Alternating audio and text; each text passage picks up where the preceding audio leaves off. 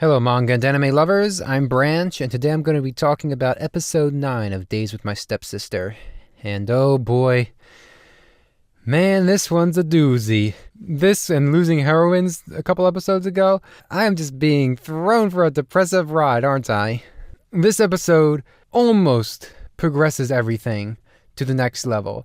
We get Saki finally truly realizing her feelings for Yuuta and trying to take all that in, and then Yuuta himself finally realizing his feelings for Saki, and they go to the pool and they have such a great time, and yet they both come to the same conclusion without even talking to each other that they can't do this.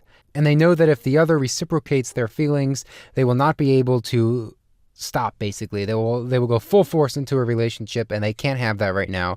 So they both decide to abandon the idea of having a romantic relationship in favor for just being siblings. And there's way more to this than that, and I'll go into it a little more, but oh boy, the emotional turmoil this show puts me through is something else. Now, most of this episode is focused on Saki's inner dialogue, mostly her diary, in paper and then in her head later on, and what she has been thinking about the events of the last episode and what happened this episode. And it's interesting how, as soon as the diary goes from being in paper to being in her head, we start progressing through the episode as we hear Saki's thoughts, because they're happening in real time. It's no longer a diary. And it's really nice how this happens, because now we're hearing both Saki's and Yuta's thoughts in conjunction with each other. And I really hope it stays this way going forward, because that way we'd be able to, get more perspective every episode on what the characters are feeling, instead of just having to guess based on their expressions, which I don't mind, by the way, but I do appreciate some inner dialogue here and there. I love how Saki recognizes how unreasonable she was being last episode, and it's basically exactly what I predicted, where she was so stressed from the schoolwork and her budding feelings and trying to bottle everything up herself that she wasn't able to be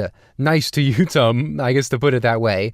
And she was being very, very cranky, as I put it, until Yuuta got her to calm down and think rationally.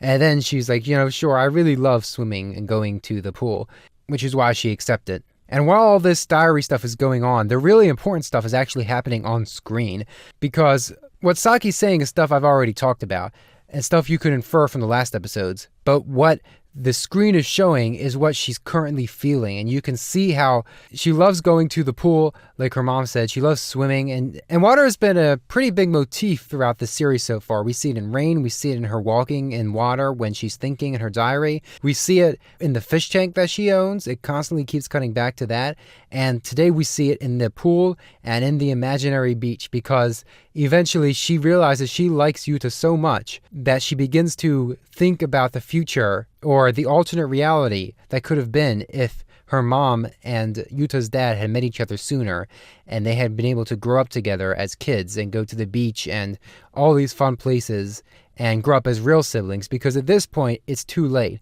And no matter what Saki is trying to do at the end of the episode, she won't be able to become a real little sister to Yuuta, unfortunately. But so they go to the pool, and she really is observant when it comes to Yuuta. She notices how he's working around the background to, gather the boards, put things away, get things out, make sure everyone's having a great time, because he doesn't want to stand out, but he wants to have fun with everyone, and this is his way of doing it. And I really do appreciate that in someone who isn't selfish, and I don't mean that in a bad way. I mean someone who is selfless and is able to have fun by helping others have fun. Those are usually some really awesome people. And she's actually really straightforward for once, probably because she's so relaxed in this environment, her favorite environment, and she starts complimenting Yuuta left and right. She's letting her feelings pour out of her. The only thing she doesn't say is she doesn't say that she likes him. But she doesn't have to, because just being with her has made Yuuta realize that he likes her. Especially that one scene where she stands up and she stretches and he sees her, and it's that instant that clicks in his mind. He says, uh-oh, I like this person.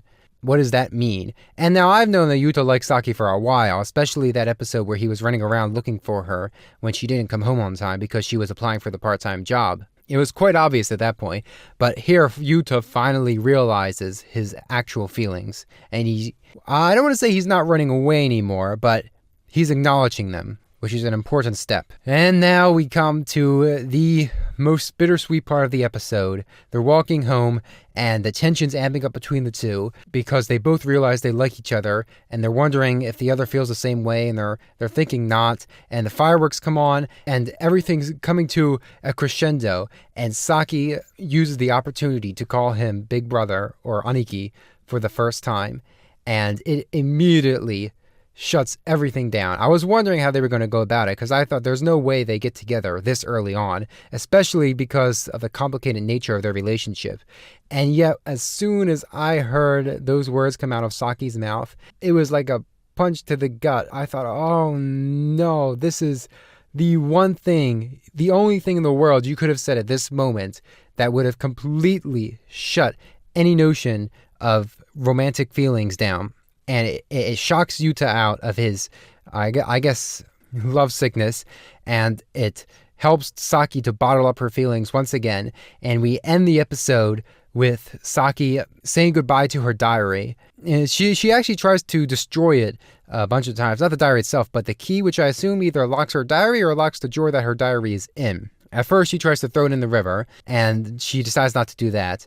And it shows her throwing it in the sea, but I'm pretty sure that's metaphorical. And then at the end, it shows it in her fish tank. So either it's in the sea, and the fish tank is the metaphor that it's at the bottom of the ocean, or it's in her fish tank, which wouldn't make much sense. But I don't see how she could have gotten to the sea so quickly. And just as Yuuta is finally realizing his emotions and trying to pedal back, and his new stepmom shows him a picture of Saki as a kid, and Saki comes home from getting rid of her diary, and Yuuta looks up and sees that her hair is the same as when she was a child. She is trying to put a restart on their relationship and start again as children, more or less, like she was imagining earlier with them at the beach. She wants to start from zero, basically, and rebuild their relationship as one of family. And while I do agree that this is the correct thing to do, at least at this point in their life, getting together as step-siblings would be a huge problem. There would be so many issues that might arise, and if they break up and there's bad blood between the two, then their parents have to deal with it. They at least have to wait till they're out of the house. But it's very sad because they're not going about it the right way at all.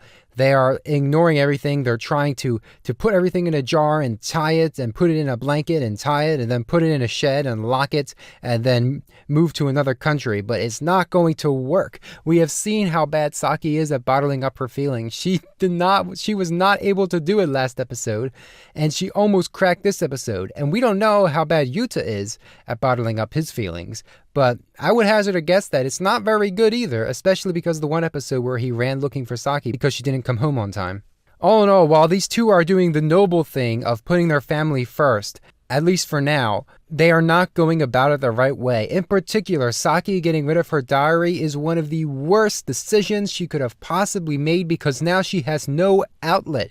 She is a closed volcano, and all it takes is a little water to blow the lid open. And I can imagine that later down the line, this will cause a catastrophic, dramatic explosion, the likes of which we have not seen in this show so far. And I'm looking forward to it. That being said, that's all I have to say on this episode. Hope to see you for the next one. Bye.